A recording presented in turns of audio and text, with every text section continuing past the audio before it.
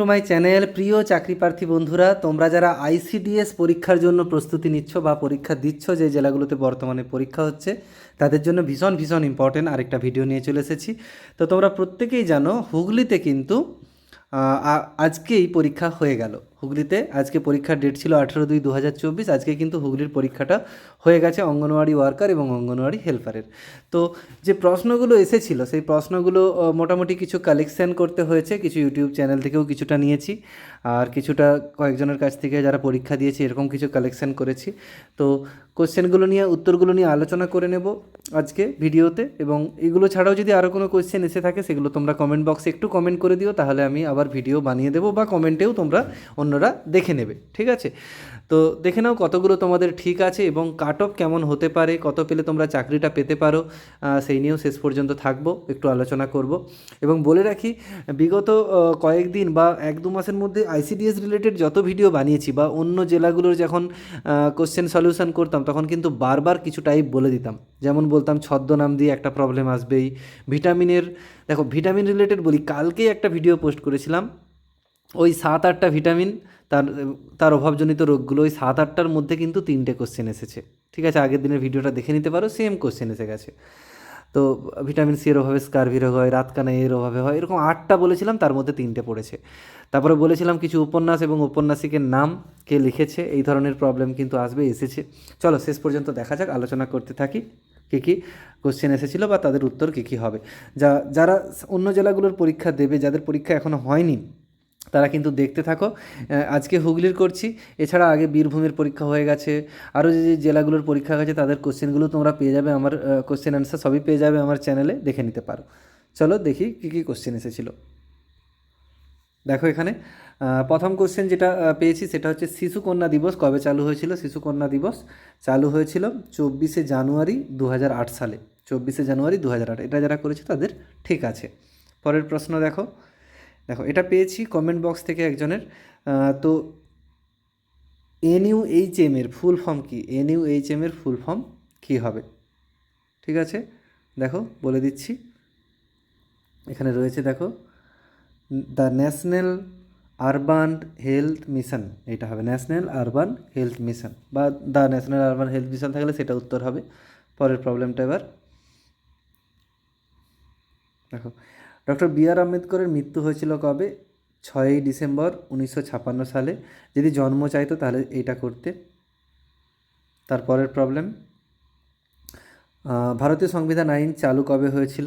চালু হয়েছিল 26শে জানুয়ারি 1950, 26শে জানুয়ারি 1950। আর গৃহীত হয়েছিল, নেওয়া হয়েছিল সেটা 26শে ডিসেম্বর 1949-এ।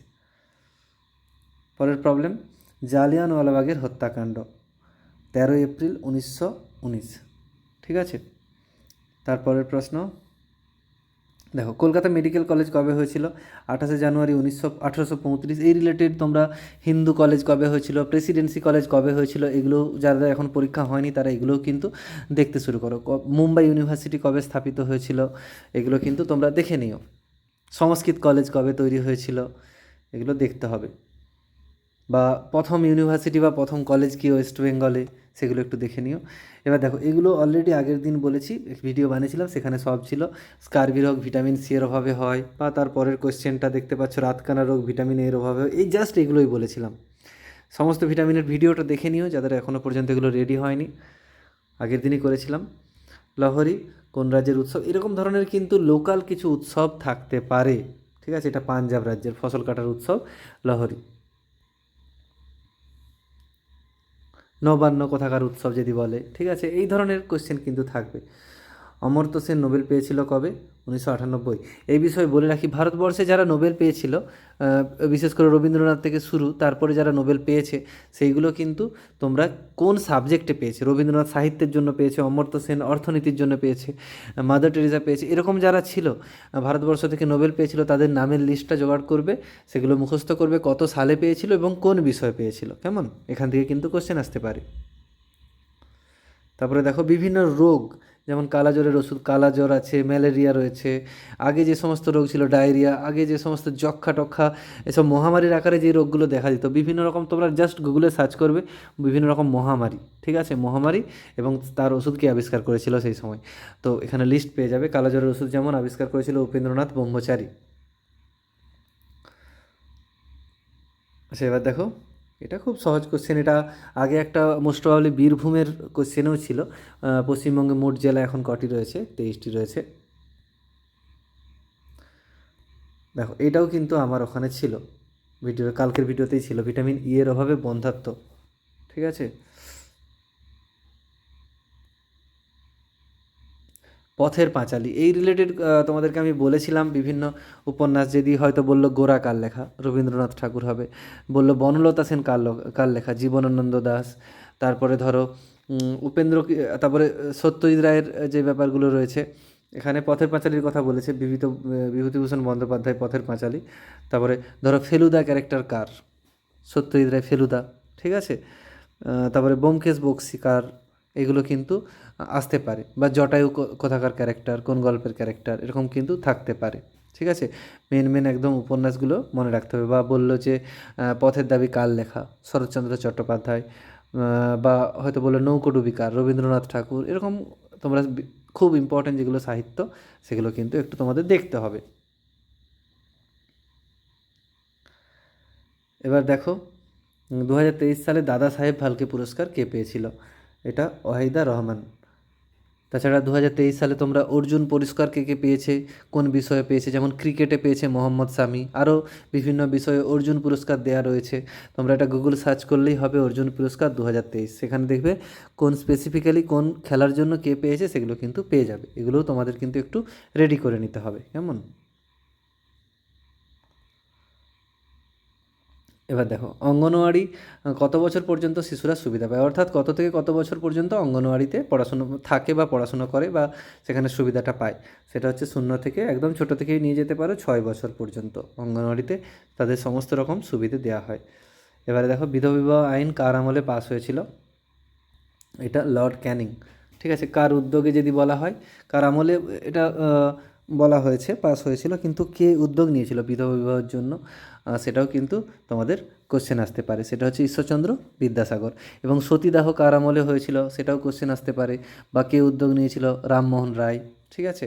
এগুলো কিন্তু তোমরা কোশ্চেন আসতে পারে। বা হয়তো বললো যে জাতীয় কংগ্রেসের প্রথম সভাপতি কে ছিল, এরকম ভারতের প্রথম প্রধানমন্ত্রী কে ছিল, প্রথম রাষ্ট্রপতি কে ছিল, এই প্রথমগুলো মনে রাখবে।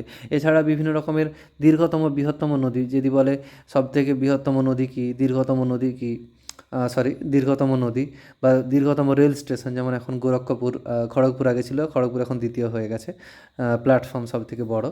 এই ধরনের কোশ্চেন কিন্তু বৃহত্তম ক্ষুদ্রতম মধ্যে আসতে পারে। বৃহত্তম বাঁধ কী, উচ্চতম বাঁধ কী, ঠিক আছে, এগুলো কিন্তু আসতে পারে। এই যে ছদ্মনাম রিলেটেড বলেছিলাম, শঙ্কর কাজ ছদ্মনাম মণিশঙ্কর মুখোপাধ্যায়ের। বিভিন্ন রকম যদি বলে ভানু সিংহ কাজ ছদ্মনাম রবীন্দ্রনাথ ঠাকুর। বনফুল কাজ ছদ্মনাম বলাইচাঁদ মুখোপাধ্যায়। এগুলো কিন্তু একটু জানতে হবে। স্বরাজ আমার জন্মগত অধিকার কে বলেছিল? না, বাল গঙ্গাধর তিলক বলেছিল। এরকম বিভিন্ন স্বাধীনতা সংগ্রামীদের বিভিন্ন উক্তি আছে, সেগুলো কিন্তু একটু তোমাদের জানতে হবে। তোমরা আমাকে রক্ত দাও, আমি তোমাদের স্বাধীনতা দেবো, বা দিল্লি চলো, এই কথাগুলো কিন্তু বলেছিল নেতাজি সুভাষচন্দ্র বসু। এরকম ধরনের কিছু কথা রয়েছে সেগুলো। বা কার লেখা বিভিন্ন রাজনীতিবিদ ছিল সেই সময়, বা বিভিন্ন বিপ্লবী ছিল, তাদের লেখা বই রয়েছে, জওহরলাল নেহরুর লেখা বই রয়েছে, সেই বইগুলো কিন্তু জানতে হবে। বা আত্মজীবনীমূলক বই, কারো জীবনী নিয়ে যদি কোনো বই লেখা থাকে সেগুলো তোমরা একটু জেনো, এগুলো কিন্তু কোশ্চেন আসতে পারে। তারপরে জাতীয় ভোটার দিবস 25শে জানুয়ারি, এই দিবস হিসাবে জাতীয় বিজ্ঞান দিবস আসতে পারে। তারপরে নারী দিবস আসতে পারে, শিশু দিবস আসতে পারে। এই দিবস হিসাবে এগুলো কিন্তু একটু, বিশেষ করে শিশু দিবস, নারী দিবস, এগুলো কিন্তু খুব ইম্পর্ট্যান্ট তোমাদের আসার জন্য, ঠিক আছে। বা বিভিন্ন রোগ জ্বালা নিয়ে কিছু দিবস রয়েছে, সেগুলোও কিন্তু আসতে পারে। কলকাতা বইমেলার এবারের থিম কী ছিল? স্পেন। কোন কান্ট্রির থিম ছিল? স্পেন। জাতীয় টিকাকরণ দিবস, দেখেছো বলেছিলাম দিবস আরও আসতে পারে। আরেকটা 16ই মার্চ। তেনজিং নোরগে কত সালে এভারেস্ট জয় করেছিল? 1900 সালের 29 মে। মহিলাদের বিবাহের ন্যূনতম বয়স, এটা সবাই জানো, 18 বছর। আচ্ছা, কোন খাদ্য গাছের কাণ্ড, গাছের কাণ্ডকে আমরা খাই? আলু হতে পারে, পেঁয়াজ হতে পারে, এগুলো হতে পারে। এগুলো কী কী অপশান ছিল তোমরা একটু জানিও। এখানে বলেছে রক্ত জমাট বাঁধার জন্য বাধা দেয় রক্ত জমাট রক্তনালীতে হেপারিন, বা যদি বলে কোন ভিটামিন, সেটা হবে ভিটামিন কে। রোনাল্ড রস নোবেল কেন দেওয়া হয়েছিল? ম্যালেরিয়া নিয়ে গবেষণার জন্য। 1902 সালে ম্যালেরিয়া নিয়ে গবেষণা করেছিল বলে। হিমোফিলিয়া কোন ধরনের রোগ? হিমোফিলিয়া একটা জিনগত রোগ, বংশানুক্রমিকভাবে কিন্তু এটা হতে থাকে, মানে জেনেটিক্যালি। বাবা মায়ের থাকলে ছেলে মেয়ের হতে পারে এরকমভাবে, বা দাদুর থাকলে নাতিপুতির হতে পারে এরকমভাবে। ক্যান্সার বিষয়ক বিদ্যাকে কি বলা হয়? অঙ্কোলজি। চন্দ্রযান কোথা থেকে ছাড়া হয়েছিল? শ্রীহরিকোটা, অন্ধ্রপ্রদেশের, 2023-এর 14 July. Satish Dhawan space research centre থেকে।